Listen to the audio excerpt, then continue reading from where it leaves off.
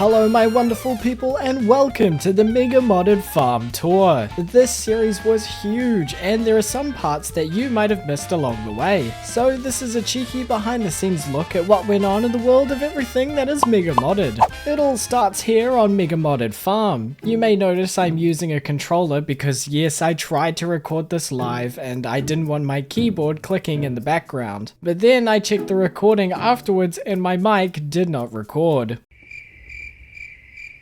Which I think for everyone is probably the best because my live commentary is about as entertaining as watching paint dry. So you have me, voiceover Poxil. Now let's get on with the tour. Let's start with the crop fields. Pretty standard you could say, and were a huge help in my quest to grow a multitude of different crops over the years. But I did have a few troubles with my Junimos. They may have been on volunteer work, and yes, I may have been a bit harsh on them. But it's all in good fun, I swear.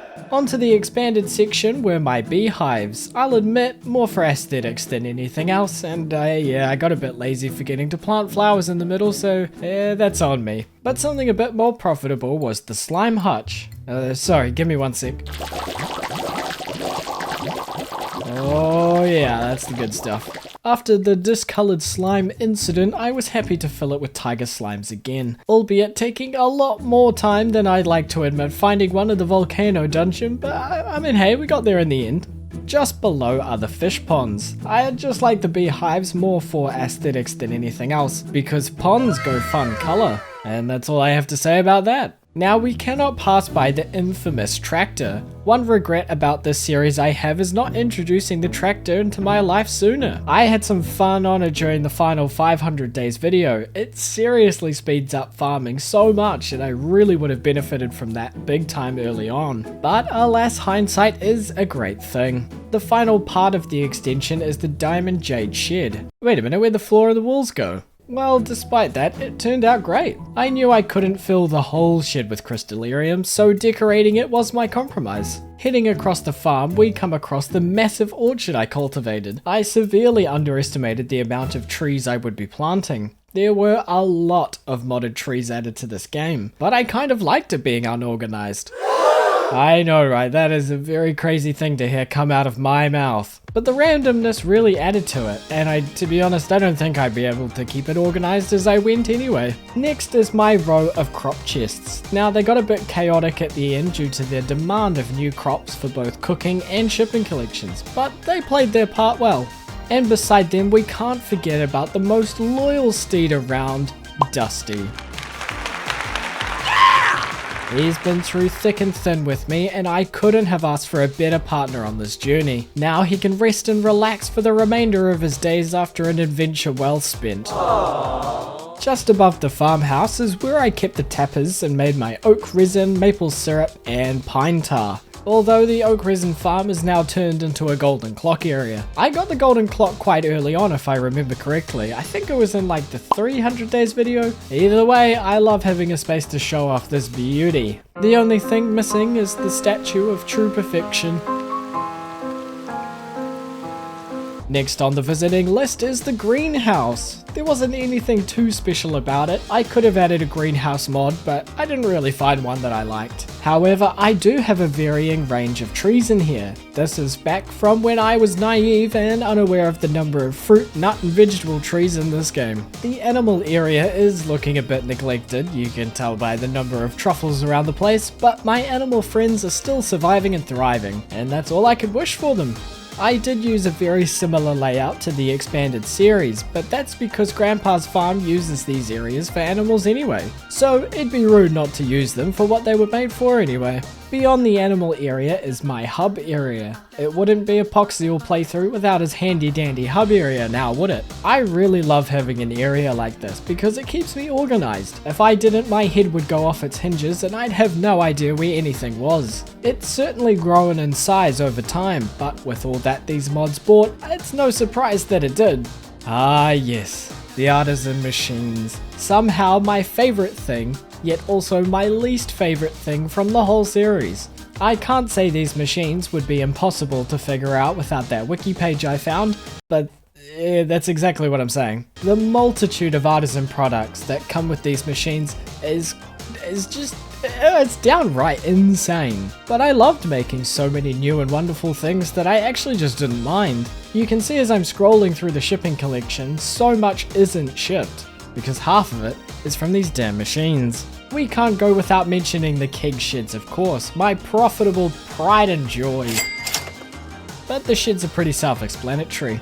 So let's move on to Grandpa's Shed, a staple of the Grandpa's Farm mod. I used it the same way I did in the expanded series, the bottom for kegs and the top for ancient fruit. And fun fact, inside the shed and the greenhouse, the wind effects mod still works.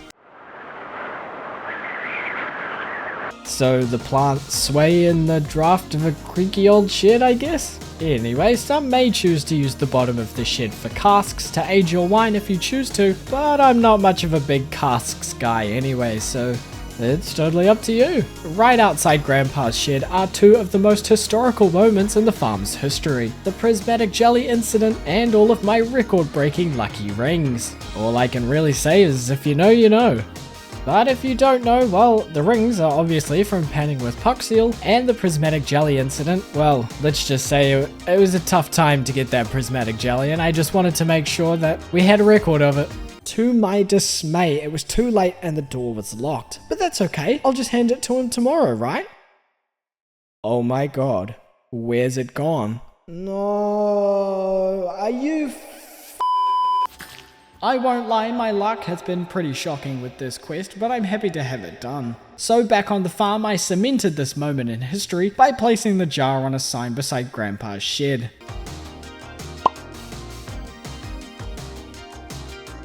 I really neglected the use of this farm spring. Maybe I could have used the mahogany trees for hardwood when I needed it, but in all honesty, I kinda just forgot. Which is a big theme in all of my videos. There's only a couple of places left to see on the farm, one of which being the obelisk area. Those who have seen the series know that this area gave me a lot more grief than I would like to admit, and the fact that the main four obelisks look different to the ridgeside and the woods obelisks really didn't help. But for what I had to work with, I think I got the most out of it. Not to mention linking up the obelisk area with the top of the farm where my Nexus portal was, making travel around the valley an absolute breeze.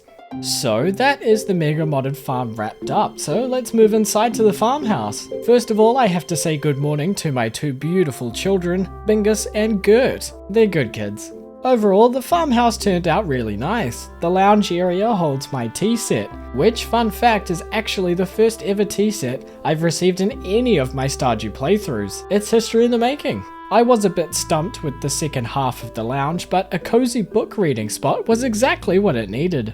My tea room actually came in quite clutch for Malaya's quest at the end of either the 300 or the 400 days video for her coffee and tea quest. So I won't lie, that was a great investment. The corner room was turned into an aquarium, although I now realize that I forgot to put anything on the end tables. Oh well. The kids' room is filled with plushies. One of my Stardew Valley guilty pleasures is playing the crane game and getting all the fun things that come with it. The bedroom is heavily influenced by the bedrooms I've made in the past. The only difference is the beds in those ones didn't usually go invisible for no reason at all. And of course we have the kitchen, which has been overhauled with stuff. I mean, just look at how full these fridges are. I don't regret it at all though, it was such a smart idea on my part because there was just so much cooking. And here I'm gonna give you the final number of how many chests I actually filled up. Bear in mind I took out all of the tea for the kombucha. So there's 1, 2, 3, 4, 5, 6, 7, 8, 9, 10, 11, and 12. 12 chests filled with food. I think that's enough for the farmhouse. So let's head through Ridgeside so we can get up to the Summit Farm. This was my passion project throughout the final days of this series. Thank you to everyone who made a suggestion on that video, but this idea for a decorative garden was right up my alley. Starting from left to right is the outdoor storage. All decorations courtesy of the Adventurers Guild ledger, which I'm glad I finally got to utilize. The small forest section with all the trees you'd find around the valley, the mushroom tree section, which was actually the very first section to be cultivated, and the heart of the garden. The garden path that separates the garden from the edge of the farm, very proud of this one if you couldn't tell. My lavish orchard, which I did plant in seasonal order because I didn't know about Sean's climate control upgrade at the time. But seeing them all flowering at once is actually quite amazing and adds so much colour to the garden. And last but not least is of course the beehives. This space is quite small and I thought the beehives would be a perfect thing to fill up this little space. Like the ones back on the farm, it's more for aesthetics rather than profit, but that's the whole point of the farm. All of these sections mixed in with the little plots of crops around just really tie it all together. And I'm so happy that I was able to do both the garden and the suggestion justice. We're not quite finished yet though. An important place in this series was of course the infamous meat house. We grew a lot of meat here, and I grew to accept that fact. However, not all of it. You see, I'm still missing critter and phoenix meat from the cooking tab, and that's because I believe you have to make it in a DNA synthesizer. But you remember when I said that you may need a coding degree to get this stuff to work? Well, in order to get the meat, I'd have to work out how to actually get the synthesizer to accept butterfly and frog DNA. And that just looked like an absolute right nightmare, so I think you can understand that's a good decision on my part. One final place to visit is Ginger Island. It was mainly used for profits galore. As you can see, a sea of starfruit is still left over from the final push to get the woods obelisk, but it did serve me well. Speaking of serving me well, the dig site was the location of all locations this series. Season 3 of Panning with Poxeel went down a treat. Like I said, 22 lucky rings in total. Sophia's aged blue moon wine really helped with that, with +7 luck for every swig. But for those worried about the future of Panning with Poxeel, don't you worry. Panning with Poxeel, I can say, is here to stay for a while. And well, that's all I have for you. Thank you for joining me on this last little look at the world of Mega Modded, but it's time to say goodbye, and to say thanks that you didn't have to hear me live. Scripted Poxeel is way more entertaining. Anyway, it's time to move on to the next adventure. What that will be, well, you'll just have to wait to find out. For now though, liking the video and subscribing to the channel if you enjoyed this behind the scenes moment is always appreciated. And as always, you're all wonderful people, so have a wonderful day, and thanks for watching.